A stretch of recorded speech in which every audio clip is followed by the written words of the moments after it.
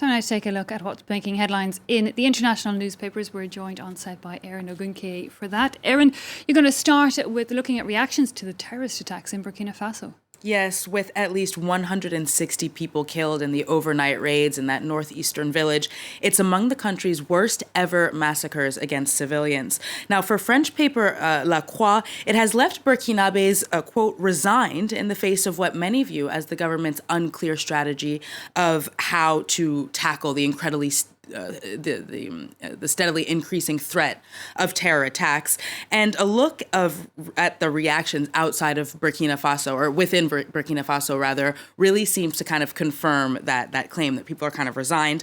I'll start with Burkinabe news website Wakat Sera, which asks its readers, what is the point of days of national mourning or declarations condemning the attacks if the government has visibly lost all control over the situation?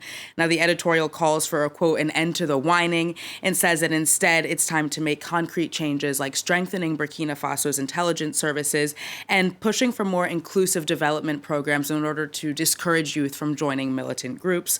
News site Le Pays, for its part, blames the malaise of Burkina's military, saying that faced with so many failures, it really needs to restore its honor by tracking down the attackers. And to end, Eve, Burkinabe Daily Sidawaya, however, says it's really time to move beyond the bitterness towards the government, towards the military, and instead strengthen national unity. The paper says that all African countries that are facing an uptick in terrorism really need to come together on a domestic level in order to face the threat, and they need to only be looking at international partnerships that are mutually beneficial. Interesting analysis. Moving on for now, Joe Biden has published an opinion piece in an American newspaper outlining his objectives for this week's G7 summit. That's right, and the title is pretty clear about what that objective is. It's entitled, My Trip to Europe is About Rallying the World's Democracies. This out of the Washington Post. Now, he says that he wants to focus on ensuring that market democracies, and not China or anyone else, write the rules around trade and democracy, and he says that he really wants to strengthen a U.S.-European front against Russian aggression. Now, he says that these are going to be the defining issues of our time, and in his conclusion, he asks a question and wonders whether or not democratic alliances that have shaped so much of this past century will be able to come together and prove their capacity as unions to confront these threats. He concludes that the answer to that question is yes, and that this week in Europe, they will have the chance to prove that. You have, however, Erin, picked up on some critical voices questioning the state of democracy in the United States itself. Yeah, absolutely. The Guardian, British paper, published a piece in response to Joe Biden's op-ed entitled Biden Trumpets Democracy Abroad in Post-Op-Ed as Threats Spread at Home. Now, as you say, the suggestion, of course, is the U.S. is running around the world kind of pushing for being the leader of global democracy, while at home, things that are happening there suggest that the U.S. democracy is not as healthy as it is making itself out to be. Now, the paper calls out a series of recent Republican-led bills to restrict voting rights, make it possible to overturn election results as examples. They also say that Republicans recently blocked a bipartisan commission to investigate the attack on the U.S. Capitol, amongst other things in recent months that show, again, that the democracy in the U.S. is struggling. Let's move to Germany now, where Angela Merkel CDU party is claiming a victory over the far right. Yes, the local elections in Saxony-Anhalt were largely viewed as the last major test for Merkel's Christian Democratic Union Party ahead of September's nationwide elections. Now, while some feared that the far-right AfD party would make gains, it didn't. The CDU actually improved on its 27 performance to get 37% of the vote, while the AfD did lose support but still came in second with 21%. Now, for this first German paper, Der Spiegel, the victory was less one for the CDU and more a win for the party's state premier, Rainer Hasselhoff.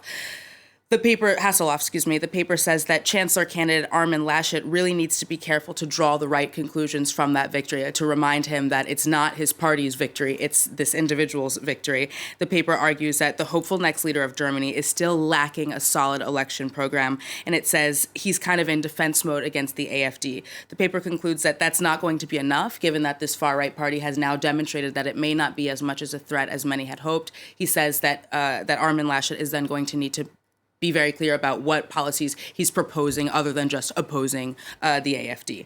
Now, Der Tagesspiegel draws kind of a different conclusion. The paper says that while the AfD did fall short of winning the election, it did still manage to become the second strongest force in German politics, and yet again.